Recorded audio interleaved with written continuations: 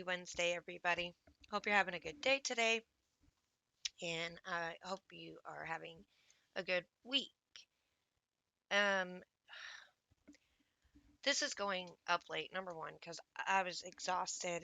I worked all day yesterday, and after I got off work, my my real mom, not my stepmom, my real mom stopped by with my stepsister. They were going to eat dinner, so they just swung by, and it was a surprise. I had no idea she was gonna swing by, and we just stayed out there talking till like 9 o'clock. And mind you, we close at 7. I'm usually done by 7:30, and so we sat out there for a couple hours, just everybody talking. And then we get home. Well, we had to make some stops, get dinner, late dinner, and stop at the store. So we got home kind of late, and uh, I just wasn't. I couldn't sleep. There's just dealing with some personal stuff. Obviously, I'm not going to talk about it. It's really personal, and it's not just me, so it's not really anything that I can openly talk about, and nor would I even if I could. Not this particular thing, but just some personal stuff taking place, and it's pretty stressful, and I just couldn't sleep. And I mean, I was up really late last night. I was trying to like listen to some classical music, to help relax me, whatever. But I just couldn't sleep. So this is why I'm late today. Because once I finally fell asleep, I guess, I slept in. And also my alarm didn't go off. I set it for 6:30, but it did not go off. Or it did, and I just didn't hear it because I was dead to the world because of staying up so late. Um, so that's just some personal stuff, and then not only that, some other stuff was brought up. Now this stuff is not this other thing I'm talking about. It's not bad. It's not negative. Um, it's just it's interesting. It's weird. I don't know what to do with the info. Just a lot happened yesterday. It's so weird, and like my stomach was just in knots, just gnawing over everything, and it it's just sometimes things come up and you don't expect any of this stuff to happen, and it just does, and it throws you off your game, and you just don't know what to do. And that's where I'm at right now. So if you do pray for me, because there's just some stuff going on. Outside of that, I'm pretty excited. I don't have to work Saturday, so I get 4 days in a row off. So I'm going to consider that my mini vacation. um, I'm going to, because it's not technically a vacation, I'm I'm going to try and convince my boss to go ahead and pay me for Saturday. The other days I'm already naturally off, so I wouldn't get paid for that. I'm going to try and get him to pay me for Saturday and just be like, look, I'm going to consider this my vacation. I won't take a vacation this summer. Can you just pay me for that day? Since it's the only day that I'm going to be missing on, as far as a day that I actually would be working. Hopefully he says yes. That would be nice to still get paid for it. It's just one day. It's not like I'm asking for an entire week's worth of vacation to be paid for. Anyway, so let's hope that works out. I could really use not missing that money, but I have to take the day off. Um, I'm going to be seeing, spending time with my kids and my mom, and I need that day off. So, moving on. Let's start out today, as always, with our daily promise. It says, how excellent is thy loving kindness, O God! Therefore the children of men put their trust under the shadow of thy wings. Sorry, my throat is all scratchy and I have a lot of drainage. And uh, to be honest, I cried a lot yesterday evening, so I have a lot of like stuffiness and drainage. So I apologize for that in advance. That verse was Psalm 36, verse 7. Reflection. In the midst of the most desolate wilderness or most perilous storm, every child of Abraham may rejoice that the Lord offers himself as the surest of shelters. Circumstance, no matter how treacherous, is of no great concern for the believer, for he has an eternal and unshakable refuge, lacking of no good thing. By the blood of Christ, all the believer's sins are washed away, and he need tremble no more at the wrath of the Almighty due him for the fall. Isn't that something to be thankful for? That once you get saved, you don't have to worry about that. Obviously, there's chastisement for not living according to what God would have you to live. Everybody knows that.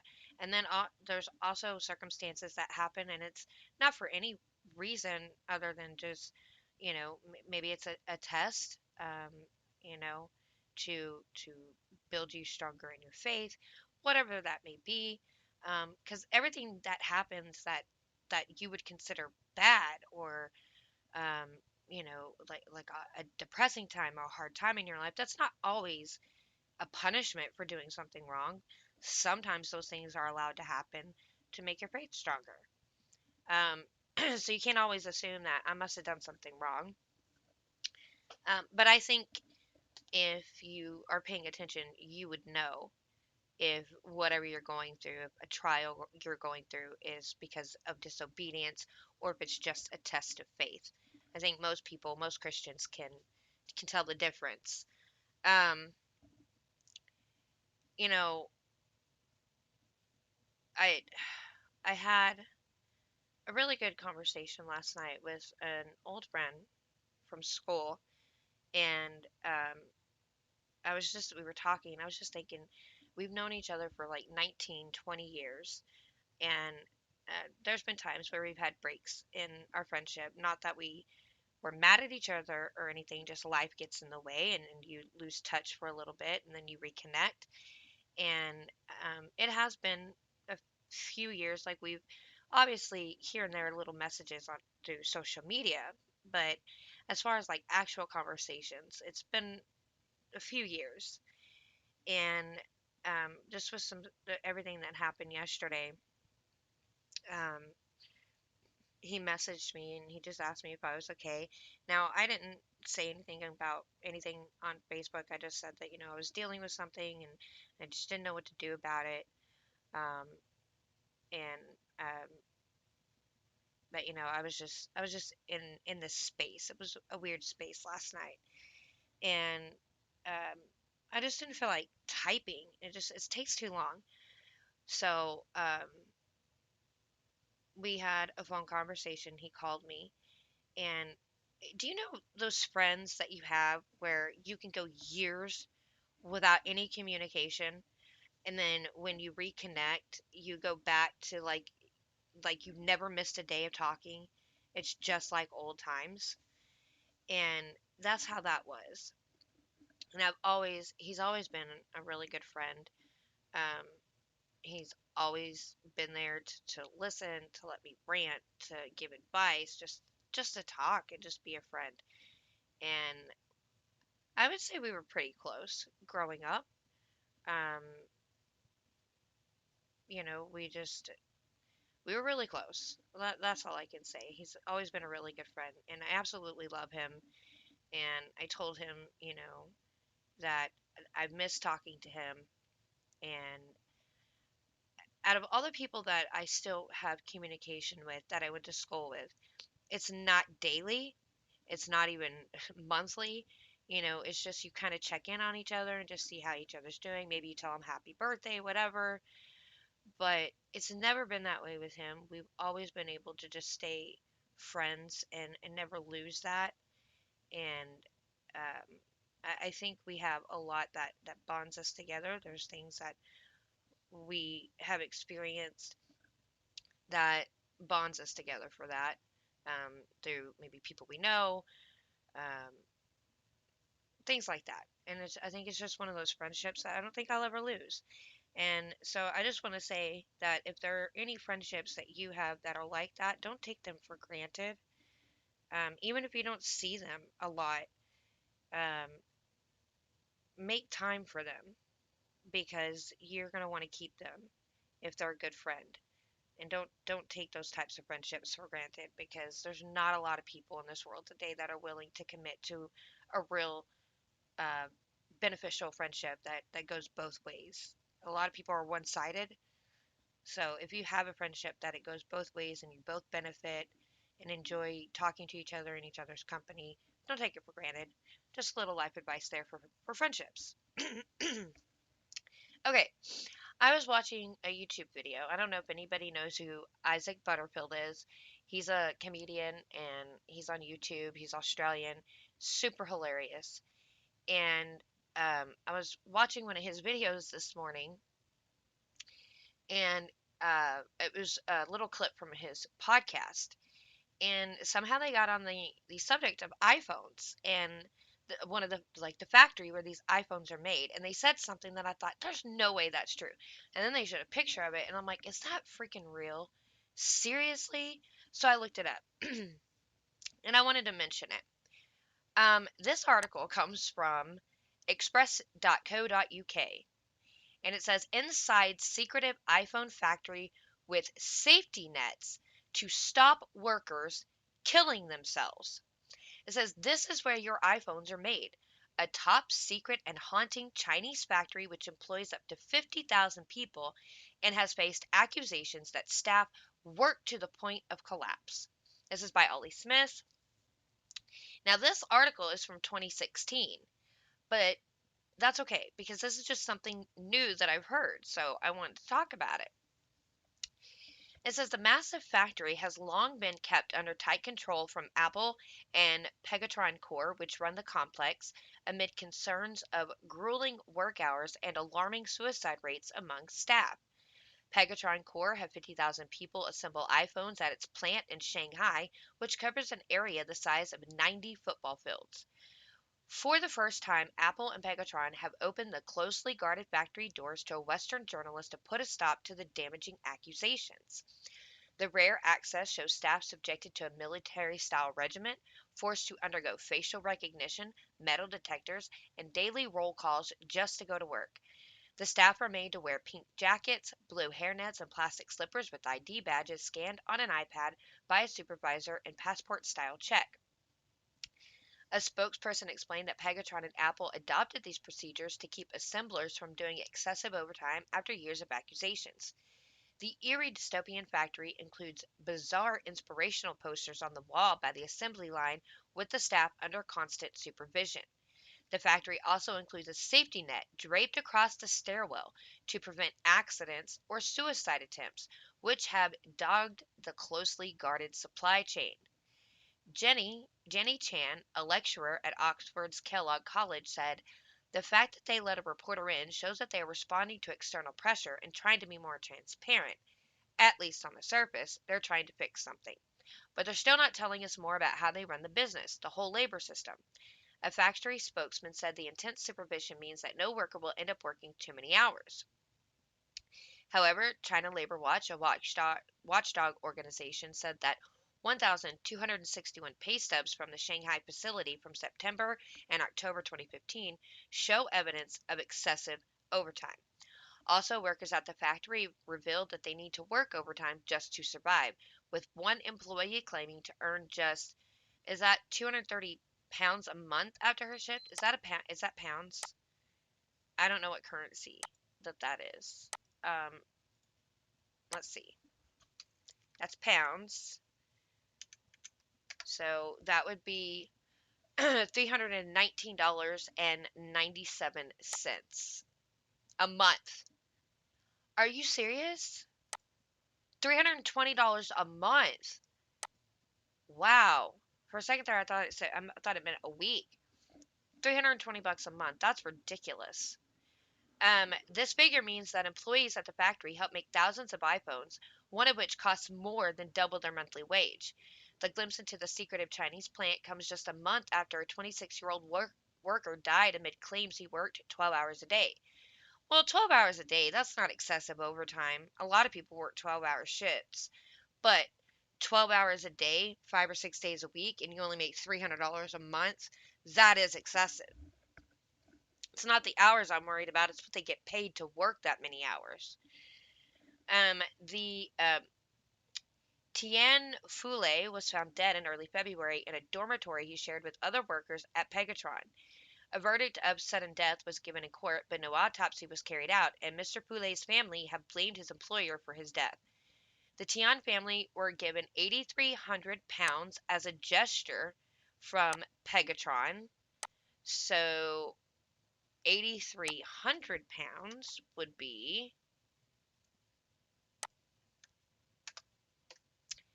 $11,546.63. Oh, what a nice payout, cheap people. After an amount upped from 1,500 after police aided negotiations. So they only wanted to give them 1,500, which would have been $2,086.74. So not even $2,100, and then they upped it to over like 11,500. People are horrible. Pegatron has denied a link between the death and his working environment. The poor conditions in Chinese factories were highlighted in 2010 when 14 workers killed themselves at Apple's biggest supplier, Foxconn. An undercover BBC Panorama investigation also claims staff often worked to the point of collapse. In the BBC footage, exhausted workers were caught falling asleep on their 12-hour shifts at the Pegatron factories. One undercover reporter had to work 18 days in a row despite repeated requests for a day off. The repeaters found that the standards promised by Apple were routinely breached on the factory floor. Is that it? There's no more to that?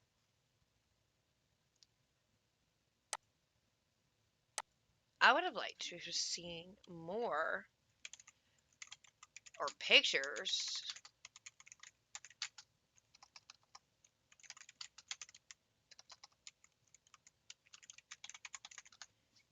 Let's see. When was this one done? Oh, God, I hate it when people like want you to register. See, that one was 2017. Let's see what this one says. This one was written in April 30th, 2020. So this is more recent. Dying for an iPhone, investigating Apple, Foxconn, and the brutal exploitation of Chinese workers. The picture I saw, it was a picture of the outside of the building, and there was this net that was outside the building, all around the building, like right under the windows. And they said that that net was put there to prevent people from jumping out the window and killing themselves.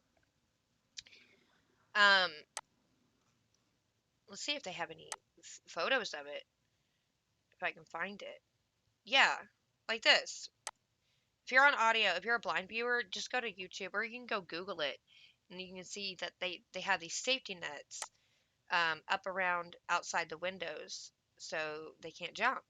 This is the picture that I saw on the YouTube video I was watching. That's crazy. If you have to put nets outside the windows to prevent your employees from killing themselves, something is definitely wrong. I'm just saying. Um, said when company co-founder Steve Jobs died in 2011, flowers were piled up outside the Apple store in Beijing. A few weeks later, however, touts egged that same store when it implemented a system aimed at stopping people buying up Apple devices and reselling them at exorbitant prices. Can y'all hear the planes outside? The company's iPhones are built in mainland China by Taiwanese multinational electronics manufacturer Foxconn. It has enormous factories in Shenzhen and across the mainland, from Jiangsu province to Sichuan. I don't know. I butcher those. The Division of Labor reaches an apotheosis at Foxconn where this industrial principle has been institutionalized into a corporate system. Apple designs, Foxconn builds. Apple is the brain, Foxconn is the hands. But with outsourcing comes a plethora of issues that remain unresolved in the modern industrial system.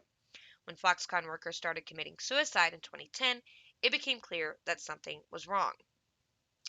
Dying for an iPhone, Apple, Foxconn, and the Lives of China's Workers by Jenny Chan, Mark Selden, and Pun Gay is the result of extensive undercover research in mainland China, Taiwan, and Hong Kong as well as the author's conversations with Foxconn boss Terry Gao Ming, Apple chief executive Tim Cook, industry watchdogs, and corporate responsibility organizations. The book takes a deep dive into an industrial system that allows the iPhone to be built half a world away while still reaping enormous profits for Apple in the United States. But it also highlights the human cost of this industrial and commercial success and is an indictment of the political and legal systems that make it possible. It's funny because iPhone, Google, Apple, all these people, they're so woke in the US talking about how we're terrible and we're oppressing people and we're violating human rights and blah blah blah blah blah. Yet the stuff that's making them their billions of dollars is being built by people who are having their human rights violated on a daily basis. And they don't care anything about those workers. You know why? Because clearly, maybe Foxconn is a Taiwanese multinational company. So maybe these are Taiwanese people working there. And since Taiwanese people don't exist, because it's not real, apparently, according to everybody aside from people with common sense, they their human rights don't matter because Taiwan is not a country. So clearly, Taiwanese people don't exist, right? Right? Isn't that what we're told? It's not true, but that's what we're told. But they don't care about these people because they don't care about anybody. They don't even care about the citizens here. They care about money, making money. That's all they care about. This is why, people get the saying confused. They get the saying, they say, a lot of people say the saying, um, money is the root of all evil. And that's not what it is. It's the love of money is the root of all evil. Money's not evil.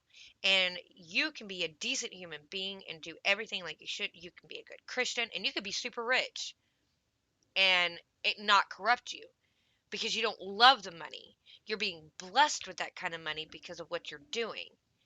But you're not like in love with that money and you aren't doing it just to make money.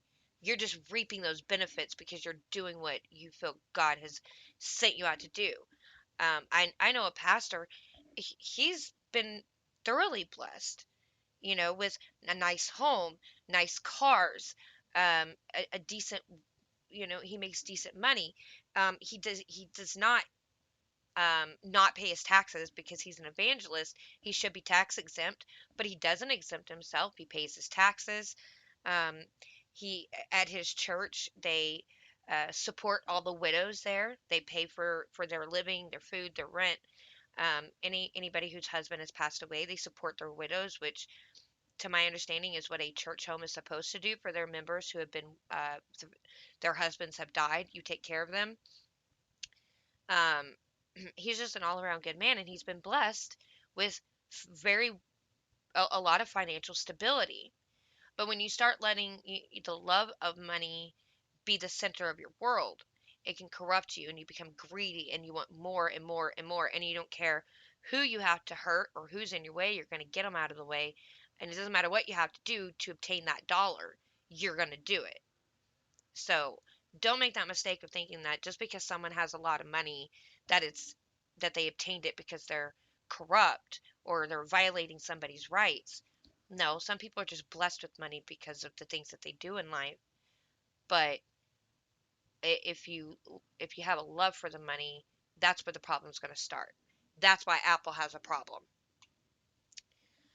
The book starts with an overview of Foxconn. The firm entered mainland China in 1998 with 150 staff based in Shenzhen. By 2018, it was reporting revenue of US $175.6 billion and employed 863,000 staff, down from a peak of 1.3 million employees in 2012. In addition to Apple, it also builds products for companies such as Amazon, Cisco, Dell, Nintendo, Panasonic, Intel, and Sony. But while Apple's profit margin was 22.4% in 2018, Foxconn's was just 2.4%. It's extremely low margin work where every moment counts, or as Go puts it in his Mao style quotations, growth, thy name is suffering. Gao obviously likes workers who are hungry, and the way he operates Foxconn keeps them that way. Chapter 4 of Dying for an iPhone, titled Managing Foxconn, illustrates his methods. The company's monitoring system is more intrusive than any that we found in the neighboring smaller electronic processing factories, the authors note. Workers must pass through special security zones on entry, and phones, recording devices, and metallic objects are forbidden. The factory rules start with no talking, no laughing, no eating, no sleeping during work hours. My God, I would never make it. I laugh, talk, eat all the time at work. I would never make it.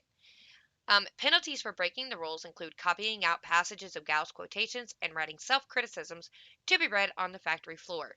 Meanwhile, line managers are set strict production quotas and must work ruthlessly to meet them. He looks like an evil, uh, he looks evil. There's a word I'd really like to say, but obviously I can't.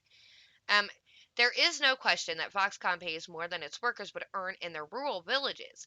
In 2012, the Fair Labor Association, commissioned by Apple, found that the average monthly wage in the Shenzhen Longhua plant was 2,687 yuan, including overtime. Well, what the heck is that? What's a yuan? Is that how you say that? Um, okay. I hate when I have to look stuff up because I just don't know, but I'm curious. To USD. $415.57. Okay. It found that the average monthly wage in Shenyang Land. Okay, so that's very crappy. Um, including overtime. But the high cost of living in Shenzhen means most workers don't see any improvement in their living standards. Staff dormitories are rented out for about 500 yen per month, but they are strictly single sex and make no allowance for married couples. Foxconn University offers study and training programs, but workers with just 2 days off a month don't get many chances to attend. My God, 2 days off a month? Older workers don't earn enough to provide for a family. This is intentional. Young workers from rural areas are cheap to employ, nimble fingered, and willing to work huge amounts of overtime, but it leaves many feeling stuck. Perhaps the most shocking chapter describes Foxconn's use and abuse of interns. While intern programs should teach job skills to students from technical institutions, Foxconn uses interns aged as young as 16 as short-term labor to help with peaks in production, such as when a new iPhone is being released, and to help evade Social Security tax payments. In the summer of 2010, for instance, Foxconn employed 150,000 student interns nationwide, 15% of its entire million-strong Chinese workforce. These interns are not assigned roles related to their studies. Instead, the authors write, Foxconn student interns were subjected to the same working conditions as regular workers, including alternating day and night shifts, 10 to 12-hour workdays, 6 to 7 days a week during peak seasons. Students reported their assembly line roles require no skills or prior knowledge. This is part of a program in which teachers advise their students to apply for internships at Foxconn and then receive 2,000 yen a month for every student accepted. Oh, so the school receives 2,000 yen for every student that's accepted. So the school makes money. Government officials in central and western China, eager to boost local employment, not only turn a blind eye to the practice, but facilitate it. Every vocational school in Sichuan, for instance, was required to participate in Foxconn's internship program, contributing 10% of the Chengdu plant's workforce, and so production continues. Foxconn's brutal work schedules, suicide nets outside buildings to catch falling bodies, corralling and abusive interns, desolate atmosphere, and indifferent safety practices are all part of a system that builds fortunes and at extreme human cost. A commercial model in which a brand takes 50% of the cost as profit is unusual, and so the wages and working conditions demanded by Foxconn are a direct consequence of Apple's approach. It's a business model that requires hundreds of thousands of people to work 29 days a month so that Apple can make 300 US dollars for every iPhone sold, while Foxconn receives 9.9 at a 2010 retail price of 550 US dollars. So they sell the iPhone for what? $1,000. They profit $300 off of that? No way. They must make more money. That's crazy. Surely their profit's bigger than that. Surely it doesn't cost $900 to make an iPhone in China. That's why they do it in China. Okay. Dying for an iPhone is deeply researched, comprehensively annotated, and fueled by anger. A globalized system in which corporations subcontract responsibility alongside manufacturing leaves enormous gaps in accountability and justice. What Foxconn and Apple have achieved would not have been possible without the abuse of some of the least protected workers in the world, and their government has been complicit in that exploitation. In a sane world, this expose would lead to a reckoning for this system, but that would depend on consumers being willing to stop paying attention to the shiny toys in their hands. So let me make a proposition to all you Marxist socialist retards out there who say that capitalism is evil and we shouldn't participate in it, and death to capitalism. Take a look at your iPhone in your hand. Go ahead. Now smash it on the ground and don't buy another one. Because you talk about all this oppressive nature here in America and human rights violations, blah, blah, blah, and capitalism is evil, but you're participating in it every single day when you play with your iPhone, when you get on your apps, when you go to Starbucks and buy your, $7 coffee. You're not a socialist. You're just a moron. You're just going along with what everybody else is saying so you can fit in, so you don't stand out, so you don't have to think for yourself. And if you're okay with what Apple is allowing to happen for their phones to be built so they can make a buck at the expense of these people, then you don't care about people, clearly, and you need to stop preaching to everybody else that you seem to think doesn't care about people. You don't care because you're the one spending money on these stupid phones. And believe me, before this article, before I heard about all this, I knew there was some iffy stuff that goes on in China where a lot of our stuff is made. People's rights are violated. It's unnatural work conditions. I think everybody kind of knows that. They just don't know to the extent or the depth of what it is unless you research it. But even before this, I've always hated Apple products. I don't like iPhones. I will never own an iPhone. And it's not because of this. It's just I don't like them. But this would definitely turn me off from ever purchasing any Apple product. I just don't like Apple. I'm a Samsung person. And while, let me tell you, I don't know how Samsung phones are made. I don't know where they're made. I don't know what kind of working conditions it is. I might have to look into it. But the thing is, I already have the phone. And this phone, I didn't pay for it. Um, Not that that matters. But you can't boycott everything because then you could never do anything. And there's things that you need and you have no choice but to get it to where it's made. And we don't make cell phones here because it's too expensive to make cell phones here. You wouldn't make money off of it, or you would have to sell it at, $6,000 a phone if you try to make it here. I mean, I don't know if that's really, I'm just pulling out a number. I just know it would be an exorbitant amount to purchase a phone if you made it here in America because there's too many regulations on businesses in America for things to be made here and people to make a profit without selling it for a really expensive amount. That's why you don't have American made stuff very often. That's why we outsource it to other countries because we can get it made for pennies on the dollar and then sell it for a still an expensive, exorbitant price here, and they can make a very good profit off of it.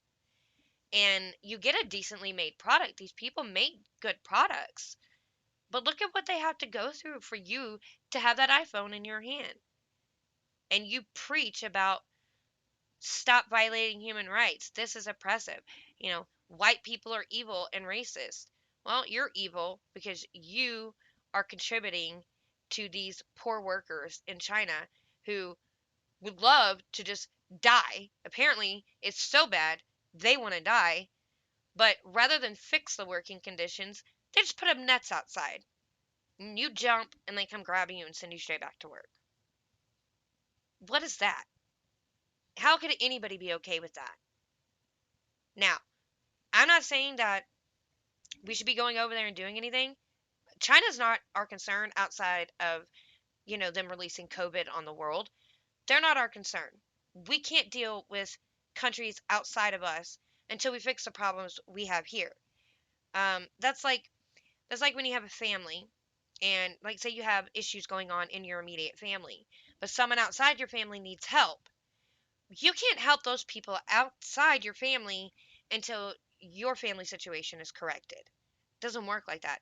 And it's the same thing for a country. We can't worry about Mexico, China, Taiwan, Cuba. We can't worry about what's going on there because we have stuff happening here that's sending us down a slope to what is going on in those countries now. And if we don't fix what's going on here, there is going to be no other place to go. We're all going to be like those other countries, and we're all going to be screwed. So while it's upsetting and it's sad that these people are being treated in these ways in these other countries, we have to fix home first. And imagine this: Japan has come out and said no immigrants are coming into our country right now because our Japanese citizens come first. What an idea! Like, I don't know. Like, that's a mind-blowing revelation, is it not? No. Because who's been saying for a long, long time. Most recently, you've heard it a lot over the last 5 or 6 years. But who has been saying that for probably decades? Conservatives. America first. America first. It's just become more popularized because more people are not just watching politics; they're actually getting into it now. I think more people are involved in the political system than ever before right now, which is a good thing because you should be involved in your politics and what's going on. You should never be sitting on the sidelines. And had I known everything I know now, I would have been more involved years ago. I just didn't really know. Um, However, uh, that's the thing. Other countries are doing things that America should be doing and should always have been doing. And that's not what we're doing. And I'm losing a lot of hope for the future because people are not focusing here.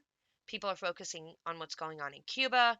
They're focusing on, you know, um, the American Medical Association, you know, falling to the radical ideology of multi-genders or gender as a construct and that there's no such thing as two genders, blah blah blah. I mean, this is our National Medical Association, and they're falling into that trap of they can't say anything against the leftist ideologues because they'll be canceled. They'll lose their credibility. But let me tell you what, if you side with them and you don't stand up and stick with what's actually true, actual biological scientific fact, that's when you lose your credibility and you're never going to earn it back. I can promise you that. I did not intend to take the entire, like, 37 minutes of the episode to, I guess it was more like 28 minutes. I didn't intend to take that much time to talk about what was going on with Apple and the factories in China. But after reading both of those articles, I actually feel like it's a pretty big story. And like I said, the second article that I read was most recently written in April of 2020. So that's the most recent one that we have information about. And I think that's a very important story. I honestly think that people should know about that. Not so we can go fix it, but maybe so you just don't buy Apple products. That's the only thing I can think of what you can do. Now, look, y'all know I don't like the Olympics. Now, I'll be honest, I've never been a huge Olympic fan. Like, there's not a whole lot of sports that I want to sit and watch on TV. When it comes to the Winter Olympics, I love to watch ice skating. I enjoy it.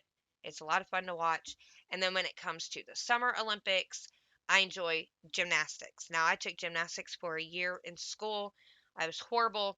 You cannot start gymnastics at 14 years old. That you need to start when you're like 4 years old. But I had to have like a PE class. They offered it. And I thought, well, what fun. So I took it. That's when I learned how to do my first like back handspring. And when my Coach Averett, when he would spot me, I could do back handsprings no problem. And if you've never done gymnastics or you've never been in a gym of all the gymnastics equipment, they have what they call a pit, and it's filled with all the styrofoam blocks. which is where you do flips and stuff off of that into the pit, and that catches you so you don't get hurt, and you can just practice on new things and bettering your form and whatnot. And I could do back handsprings no problem. But it got to the point where the coach said, okay, now we have to start spotting each other on our back handsprings. Students need to spot students. Okay, no problem. We know how to spot, not a big deal. So I'm getting ready to do a back handspring, and my spotter was horrible. And when I got into the position where my hands were about to come down after I was flipping backwards, she dropped me, and I kind of like my head hit the ground, and it kind of bent to the side, and my neck was sore for a little while. And ever since then, even when I would try to do it over on the pit, I couldn't do a back handspring. Every time I would try to go straight back, I would always end up curling to the side because I was afraid of falling on my head. And it ruined me from being able to do a back handspring. And I couldn't even do it again with my coach spotting me. My mind was so scared of the thought that I could have been severely hurt. That could have been a bad accident, that I was just too afraid to do it ever again. And I never did a back handspring again. Except on a trampoline. That's a lot different, but even on a trampoline, you do end up twisting to the side more than you would if you're just standing on solid ground. Um, and I never really could do the uneven bars. I didn't have the upper body strength to do that. Um, my best thing was probably the balance beam because I did have pretty decent balance. But it was a lot of fun. Anyway, that's just a side story because I'm going to talk about the Olympics and how I don't like the Olympics this year because people that are representing America disrespect and dishonor America. So I don't like the fact that they're there representing our country when they hate our country. But there's one person who stands out and deserves recognition for sure. This is from Louder with Crowder, written by Courtney Kirchhoff. Um, Olympic gold medalist gushes over love of country. Quote, I freaking love living here. Script flipping time. Media has so far given a lion's share of the attention to Olympic athletes who've either quit or badmouthed the country they represent. Time to switch it up and celebrate winners who actually love America. Meet Tamara Mensah Stock. I'm sorry I butchered her name, Tamara, who took the gold medal in female wrestling. She was interviewed about her win and how she feels about her country, which, when you think about it, when you're being interviewed for winning an Olympic gold medal, can you, before this time, this period in time, could you ever imagine someone interviewing an American who just won a gold medal and them asking the specific question, what do you think about America? I, that question would have never crossed anybody's mind to ask them that. Duh. What do you think about America? They must love it. They're representing it in the stinking Olympics. Hello. Anyway, but they have to ask that question now because most athletes hate it. Anyway, she said her spirit and cheer are downright infectious. I dare you not to smile and fall in love with her. So this was tweeted out by the Daily Caller. America's Tamara Mensah Stock won gold at Tokyo in wrestling. She said, I love representing the U.S. I freaking love living there. I love it, and I'm so happy I get to represent USA. And mind you, if you are a blind viewer, this is a black woman. Of course I surprised myself. That is a wonderful video. That is so adorable.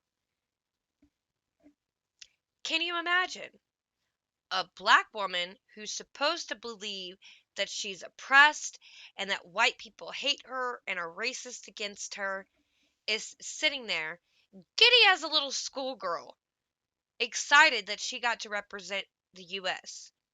and won a gold medal for it? That's amazing. And this is how they all should be. And she deserves special attention and recognition for what she said in that interview. She deserves it. It says that Tamara is the first black woman to win Olympic wrestling, so she just made history. And she deserves to have made history on top of that. And rather than badmouth her country or set out to protest some cause back home, Mansa Stock gushed with grateful feelings, emotion about her late father, who would have cheered the loudest for her had he still been alive, and injected the Olympic scene with the patriotism it should embrace every minute it's aired.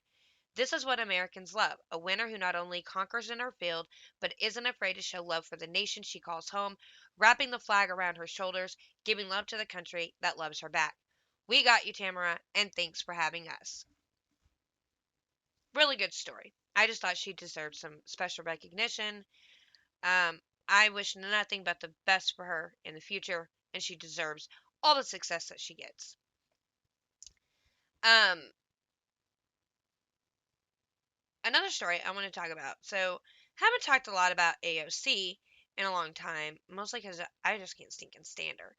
But she's got some issues going on because from the Daily Wire by Ryan Severda, Susan Sarandon was protesting outside AOC's office, quote, saying, "We're losing hope here that you represent us." So I'm curious as to what she said. Actress Susan Sarandon, a supporter of Socialist Senator Bernie Sanders, was seen protesting outside the office of far-left Rep. Alexandria Ocasio-Cortez this week, expressing her disappointment in the lawmaker.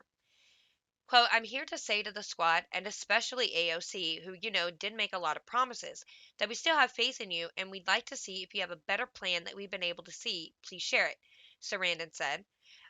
"If there's a pathway you've got that we're not aware of, please share it, because we're losing hope here that you represent us." She added, "It's so difficult for people that are independent to get elected in the first place, and then to see the very people that sponsor the bill not stand up for it is very disheartening." So Susan Sarandon, she's not a Democrat, she's not a Republican, she's independent. Organizers of the protests stated online, "To Alexandria Ocasio-Cortez, the squad, Pramila Jayapal, House Progressives, Bernie Sanders, and every member of Congress. Far too many who ran on Medicare for All are not fighting for it as if our lives depend on it. That's why we're holding a rally into action for Medicare for All at AOC's office in the Bronx this Monday. You campaigned on Medicare for All, but you didn't demand a floor vote on it when you had the power to leverage the speaker vote," the organizer said. "You didn't demand that single payer be included in the pandemic recovery bill." The organizers issued the following demands. 1. We demand that you call on Biden to declare a pandemic public health emergency and expand Medicare to every American using Section 1881A of the Social Security Act. Um, does he, that's scary. I don't even know what the heck section.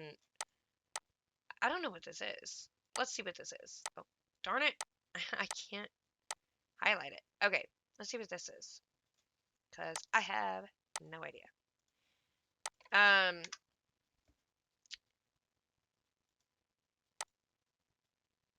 oh, and the first article that I see from Peter M. Cunningham, it says, "No, Joe Biden can't give everyone Medicare for all."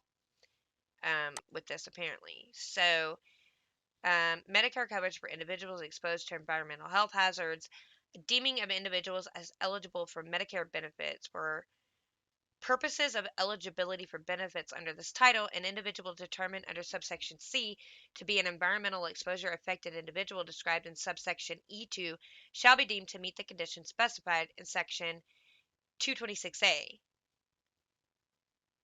Huh?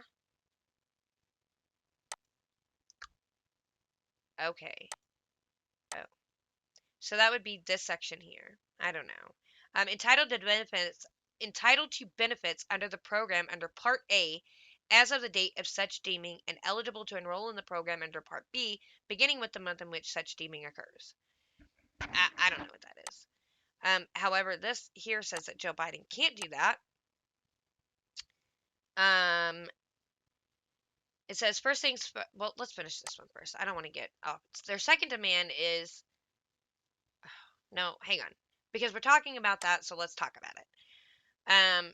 It says I'm a staunch active supporter of Medicare for all. I have. This is by Jimmy Emerson. I have hectored my junior senator about it. I've sat down with my congressional representative, Rosa DeLaro's healthcare staffers about it. I'm not doors. Okay, blah, blah, blah, blah, blah. So, Section 18818 of the Social Security Act isn't a magic bullet. According to some people on Twitter, Joe Biden can invoke this act to unilaterally bypass Congress and implement Medicare for all across the entire country. Sound too good to be true? Of course it is. The logic for this case starts in Libby, Montana. As outlined in the blog Shadowproof in 2011, Libby was home to a mine that exposed many of its residents to illness-causing asbestos. Democratic Senator Max Baucus, to support the ailing community, worked a provision into the Affordable Care Act that would let residents of Libby apply for and receive Medicare coverage without many of the usual requirements, age or disability. This was codified into a broader law in the Social Security Act under Section 1881A. In a nutshell, if someone lives in an emergency area due to an environmental disaster, such as a mine exposing an entire town to asbestos, those affected can become eligible for Medicare benefits. The COVID-19 pandemic, the argument goes, could or should qualify as such an emergency, making the entire country eligible for Medicare. If only the president would act. Where it falls apart, so where to begin? First, let's clarify what Medicare for All isn't. It's not everyone in the U.S. receiving Medicare as it currently exists. Medicare today is for people over 65 and the disabled. It covers a lot, but not everything. Parts of it charge a monthly premium, and supplementary private insurance is often needed to fill in gaps in coverage. It's not a single payer system. There are still lots of other payers, i.e., every single other private and public insurer in the country. Medicare for All, however, would abolish the private insurance industry as we know it and establish a single public insurer and expanded Medicare, so named because it's already a popular universal program with built-in brand recognition. Everything would be covered with no premiums, copays, or deductibles, no need to enroll, much less qualify. It would be paid for by taking the money that is already spent on premiums and insurance company profits and redirecting it, yes, via taxes, toward providing universal coverage. Section 1881A would not do any of that. It would merely offer eligibility for benefits to environmental exposure affected individuals. That is to say, it would offer eligibility for benefits to people diagnosed with a medical condition caused by the exposure of the individual to a public health hazard to which an emergency declaration applies. Not exactly universal health care, and certainly not a single payer system. In more plain language, here's text from the Social Security Administration's Libby, Montana portal. If you're diagnosed with an asbestos related disease and you lived in Lincoln County, Montana for a total of at least 6 months during a period ending 10 years or more before the diagnosis, you're eligible for Medicare coverage, including free Medicare Part A, which is hospital insurance, the ability to roll in Medicare Part B, medical insurance, and Medicare Part D, prescription drug coverage for a monthly premium, additional assistance through the Medicare Savings Program with your state, depending on your family's income. This is not Medicare for all. Even if the Biden administration did declare the entire country eligible for Medicare benefits through Section 1881A thanks to COVID-19, which it won't and probably couldn't, it would represent at best a jimmy-rigged public option. I admire the passion and energy behind any and all calls for Medicare for all and single-payer health care in America, but channeling that energy into the bizarre and doomed quest to push one man instead of all Congress is misguided. There is no one weird trick to win health care justice. There are no shortcuts. Pressure needs to be on Congress behind the Medicare for All Act or its eventual successors. And I sure freaking hope that that never happens because it is not my responsibility to pay for your health insurance, nor is it your responsibility to pay for mine.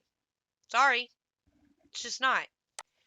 Um, Continuing on, their second demand, we demand that you use every legislative tool available to pass Medicare for all in Congress, including withholding and leveraging your votes to demand single payer as a condition for passing legislation.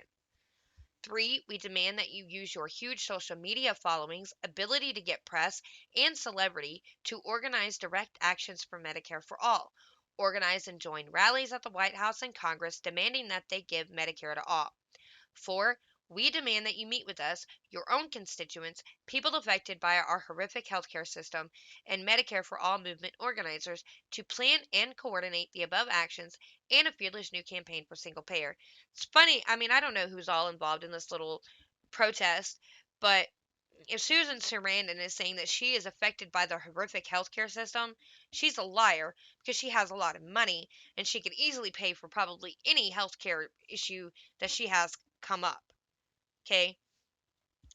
But even people who like say they don't have private insurance through either their job because it doesn't offer it or they can't even afford to pay for it themselves and so they just don't have insurance. Some of those people are against even a single payer system and Medicare for all because nobody wants to spend money to take care of the rest of the country.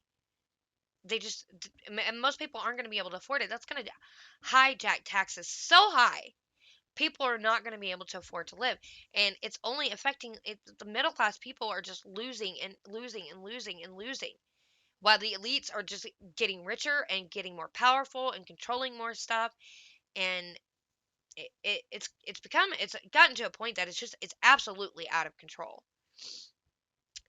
So many of these progressive candidates, like Alexandria Ocasio Cortez, ran on being activists fighting for change. It's time for them to leverage that power to help call on the people to come out and pressure Congress to do the right thing for once. Enough is enough. We've waited generations for health care. We aren't waiting any longer. Well, yes, you are, because I don't think it's ever going to pass, to be quite honest. Number one, I'm not even sure if it's constitutional to pass something like that. I don't know. I don't know if there had to be some kind of amendment to any of our documents. I don't know if it's just a new law that could be written in. That because I don't know anything about how any of this works, but I do know that it does have to be voted on for sure. And I just don't think a lot of people are going to vote to pass Medicare for all. I don't. Okay. Does anybody watch Candace Owens? I like her.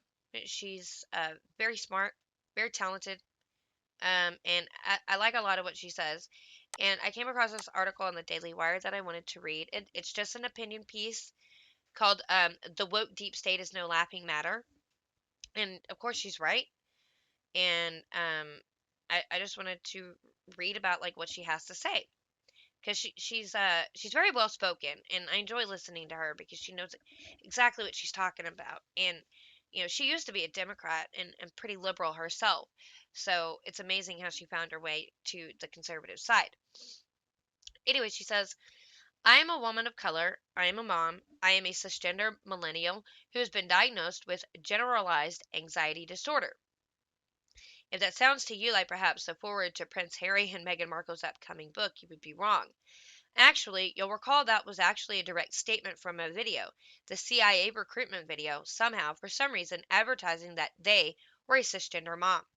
You see, they're more accepting now, the CIA. The CIA has gone woke and wants more woke people to apply to their ranks to increase their diversity, even if the CIA should be focused on rooting out international terror threats, not rooting out white privilege in its Langley offices by staffing its desks with gender studies majors. And then there's the FBI. You remember they sent 15 agents to investigate a noose in Bubba Wallace's garage, the NASCAR driver. They've missed real crime and real terrorism happening in this country, threats to American families. But when it comes to a NASCAR garage pull, because that's what it ended up being, a garage pull, they send a full team of federal agents to investigate. Suddenly, the FBI is available because they want to address racism, and they have to be woke. They need to tell you that white supremacy, that racism is something that requires our attention, and worse still, that it's more dangerous to our national security than, say, radical Islamism or illegal immigration, problems the Biden administration has and refuses to address. Um, that's funny because um, they sometimes they say white supremacy is the biggest threat, then it's climate change is the biggest threat, and then just here recently it was the my pillow guy Mike Lindell who's the biggest threat. It's like, so who is the biggest, what is our biggest threat that we face? Can you make up your mind? Because conservatives have been absolutely consistent on the biggest threat that we face, and that's the woke leftist liberal mob that controls everything, the establishment. That is the biggest threat to this country, the establishment. And we've been consistent on saying that. We don't flip flop. We don't change it every other day to fit the agenda that we're trying to fill for that day. But that's what the left does. You can't keep up with them. You cannot keep up. If you tried to follow them and fall in line with them, you would be canceled just for the fact that you aren't able to keep up with uh their ridiculous things that they do, the things they say, the words they use, just everything. You would be canceled because you can't follow. Because I'm telling you, the reason you can't follow is because you're intelligent.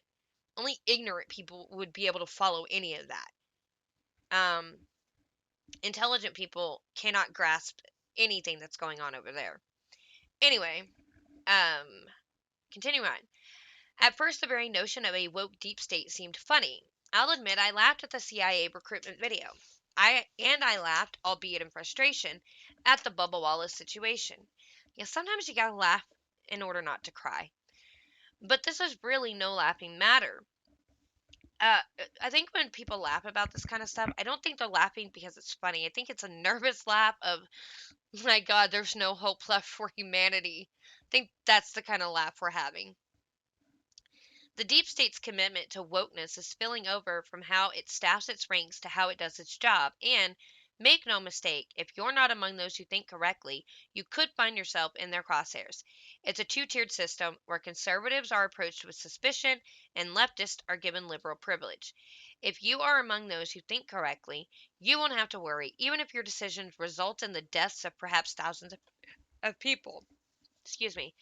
Last week, the Department of Justice announced that they have no intention of continuing a probe into Governor Andrew Cuomo over an order he gave mandating that nursing homes accept recovering COVID-19 patients who were still contagious, an order that likely killed thousands.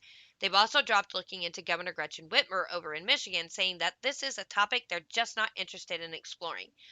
Right, because they don't care about the old people who died.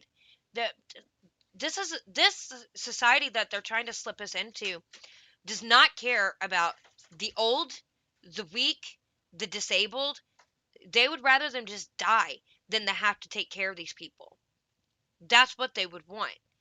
They have an idea of the type of people they want, and it is not elderly, disabled, mentally challenged. They don't want any of those people because they don't you can't work with people like that. They're not strong enough. Their minds are leaving them. They're too weak. Just whatever it may be, they're too sick.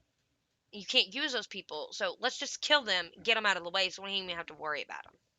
That's kind of what they're doing. You can tell me they're not, and I won't believe that. Speaking of Governor Whitmer, notoriously in this past week, even BuzzFeed is now saying that a suspected plot from Trump supporters who wanted to kill Governor Whitmer may have been largely driven by the FBI, and we've talked about that extensively.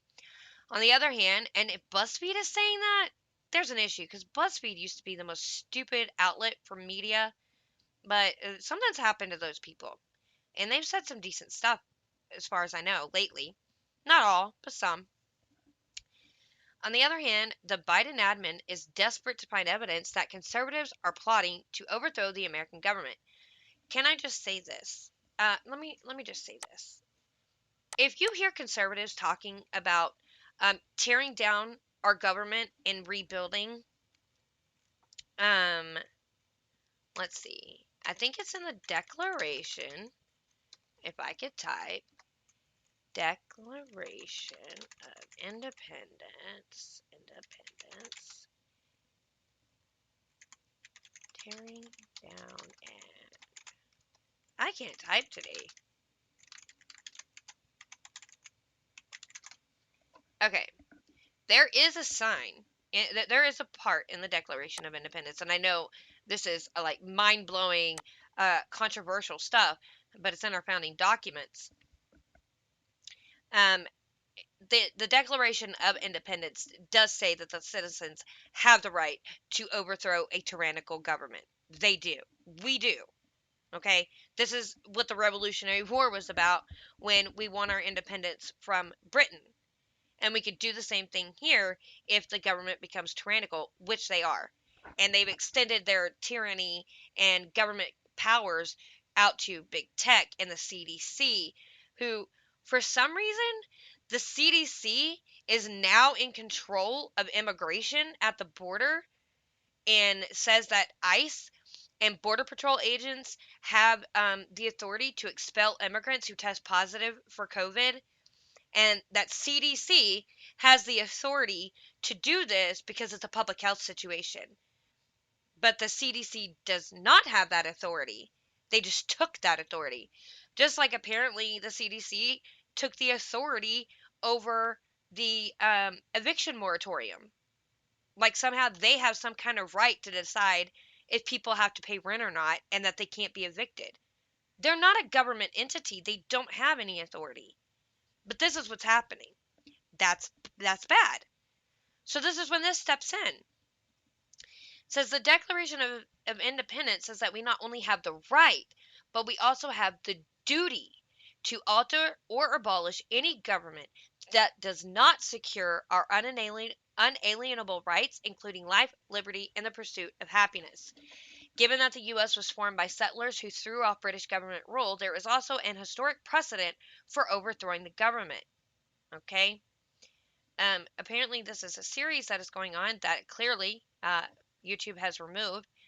Um, it says Sarah Burns explains that the message of the Declaration of Independence is that we, as a free people, have the right to stand up to an oppressive government. This was, and in many cases still is, a radical idea, but it is based on the philosophy that people have rights that no government can grant or deny. So, government didn't grant us those rights. Government was instituted to protect those rights. They cannot give them, they cannot take them. According to John Locke, the fountainhead of this philosophy, there's no difference between an unjust government and a thief. Just like we are right to fight off a thief, we are right to fight off an oppressive government. Okay? And it is in the Declaration of Independence. I just wanted to point that out, just so everybody knows. So, Attorney General Merrick Garland even announced a national strategy for countering domestic terrorism, pledging to root out and expose domestic terrorists and evil conservative enemies of the state. So anybody who's a conservative and you support Trump and you don't have the right ideology, you are now an enemy of the state and you could be arrested. Okay? Just letting you know. The things that you're saying now, things that I'm saying, make me an enemy of the state and could put me in jail. Not legally, but they could do it. They would just do it. They don't follow any laws. Last month, the U.S. military's Office of Inspector General asked for more power to root out extremism within military ranks. According to recent reports, suspicion of woke movements like Black Lives Matter is evidence that you might be a problem, and if you're a problem, you can be rooted out and replaced by the woke. The U.S. military is actively looking for ideologues, people that can become unquestioningly faithful to an idea. So much so that the Constitution of the United States no longer matters. Common sense no longer matters. I cannot tell you how many times I've watched these people violate the Constitution over and over and over. They violate our human rights. They violate our First Amendment rights, our Second Amendment rights. They just continually keep violating it. And let me tell you, talk is cheap. Because I hear so many people talking about how we got to do something. This is what we should do. But nobody's taking any action. And that's the problem.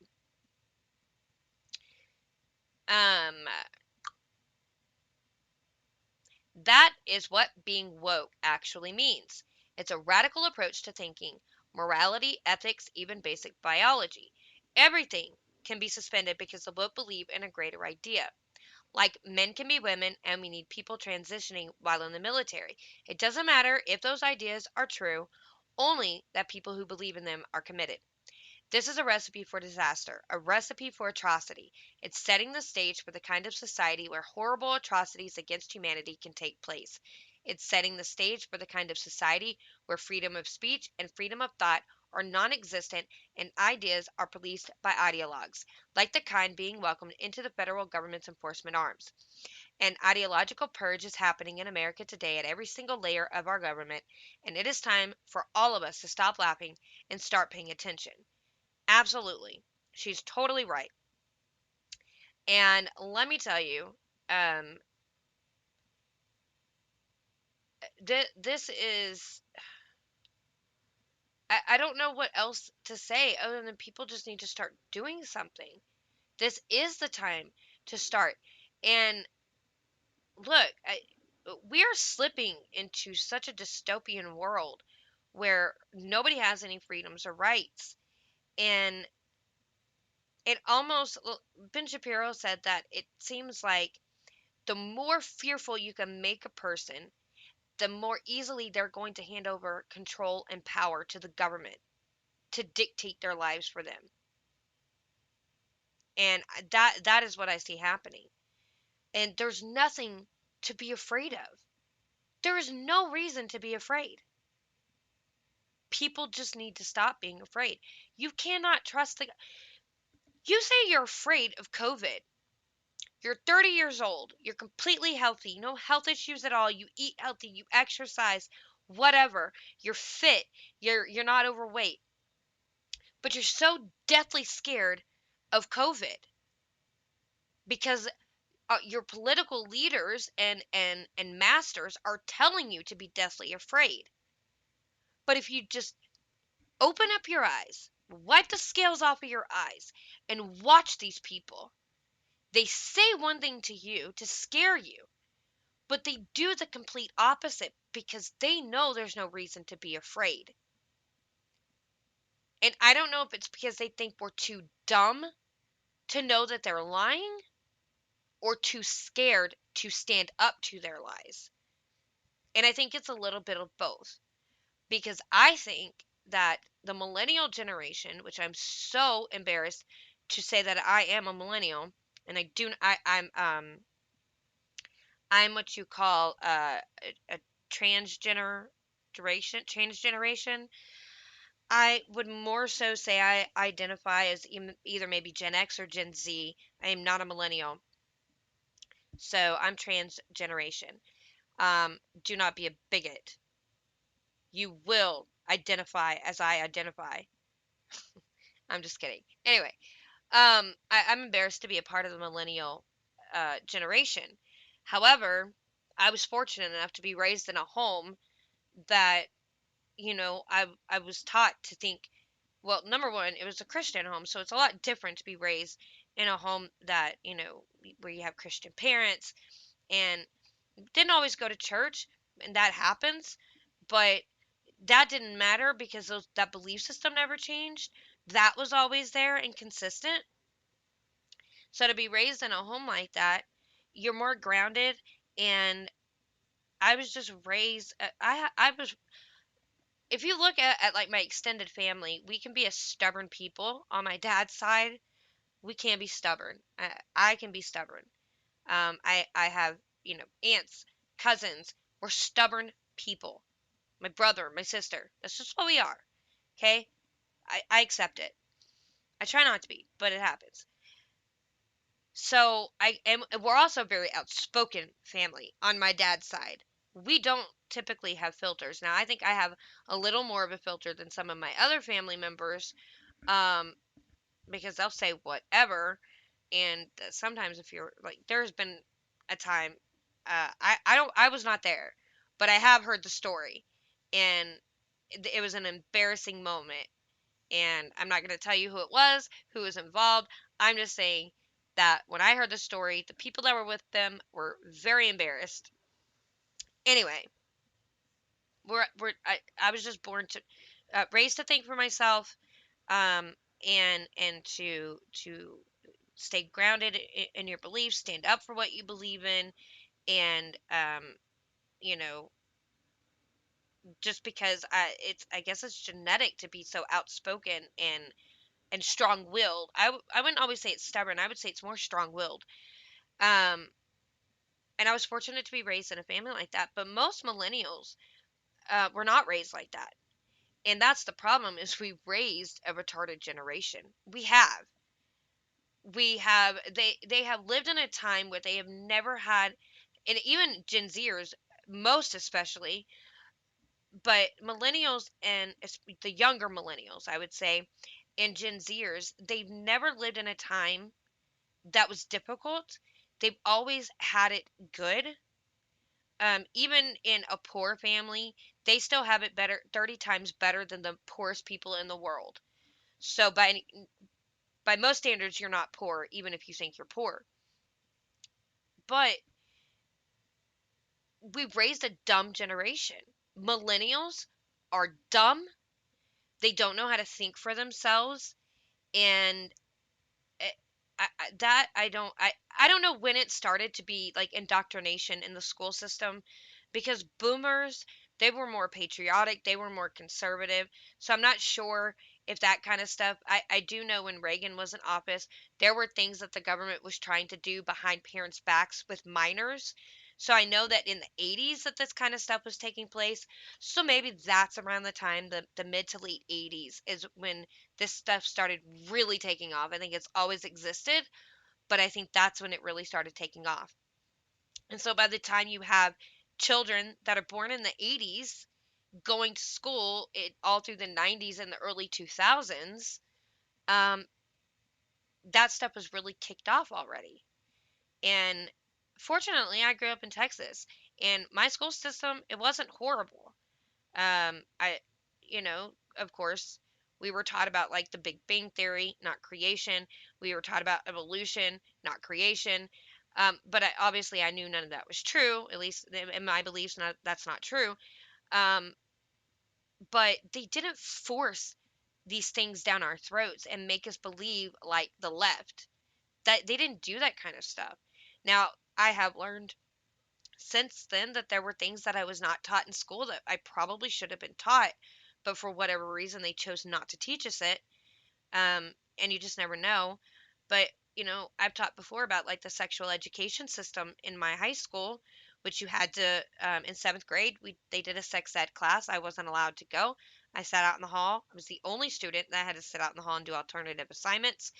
And then in high school, one class, we covered it, but they didn't pass out condoms. They didn't do anything like that. They didn't try to go behind your parents' backs to get you on birth control. Nothing like that. And most, absolutely, they taught above all else, abstinence is the best way to go.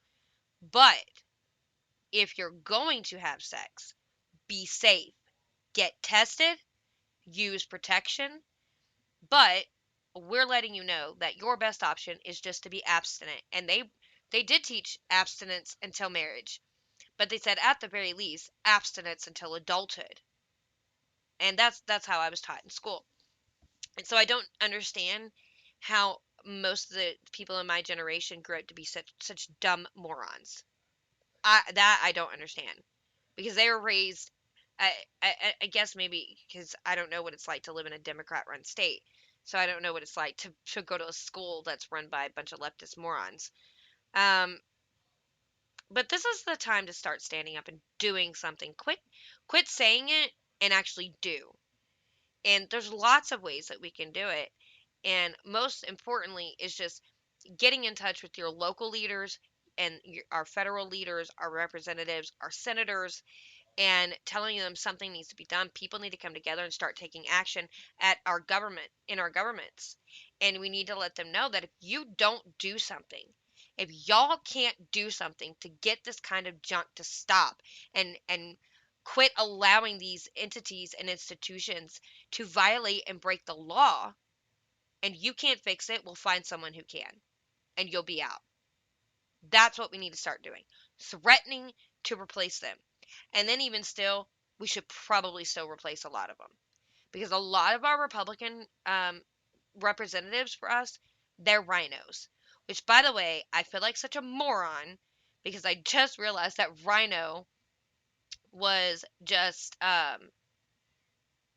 what is it? I know it means Republican in name only. I didn't realize it was an abbreviation, because I didn't think of it being RINO. I was thinking Rhino, RHINO, and I never could understand it. And then I was watching Mr. Reagan, and he called him Rhino, and he said Republican in name only, and I'm like, blonde moment, duh, Rhino, Republican in name only. It finally clicked. So there you go, a blonde moment for the day. Anyway, I'm gonna leave this episode here. There's some other things that I want to talk about, but um, this kind of went in a different direction than I expected the show to go today. But I think it was decent information to learn, and I'm glad that I did it. And I hope that you enjoyed it. So please join me on my Facebook, Lauren Collins. I just got to say something.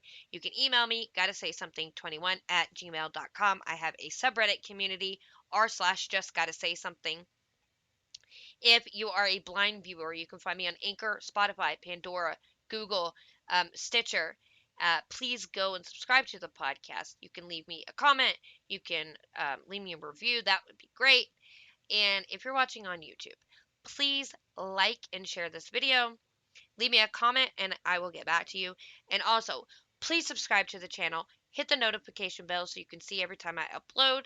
And I appreciate all the support. I absolutely really appreciate it. Thank you so much. Also, don't forget to subscribe to The Scott Ford Show. Isaac Hayes, the Cajun Conservative, and his Christian podcast, Brothers Just Searching. TV's Rob is Unwoke. Nate Savage, he's got a good channel as well. And he also just did an interview.